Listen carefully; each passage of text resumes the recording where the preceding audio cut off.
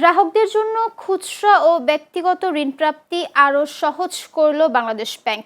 কেন্দ্রীয় ব্যাংকের এক জরুরি সার্কুলারে ব্যক্তিগত ঋণের সর্বোচ্চ পরিশোধের মেয়াদ ৫ বছর থেকে বাড়িয়ে ৮ বছর করা হয়েছে।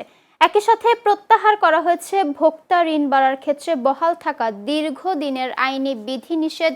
সংশোধিত নীতিমালার ফলে ব্যাংকগুলো এখন তাদের সামগ্রিক ঋণ প্রবৃদ্ধির চেয়েও বেশি হারে ভোক্তা ঋণের পোর্টফোলিও বাড়াতে পারবে। ব্যাংকাররা বলছেন, মেয়াদ ৩ বছর বাড়ায় গ্রাহকদের মাসিক কিস্তির পরিমাণ অনেক কমবে। এতে মধ্যবিত্ত ও চাকুরিজীবীদের ঋণ নেয়ার সুযোগ বাড়লেও সঠিক ব্যবস্থাপনা না হলে ব্যাংকের দীর্ঘমেয়াদী ঋণ ঝুঁকি বাড়ার আশঙ্কা রয়েছে।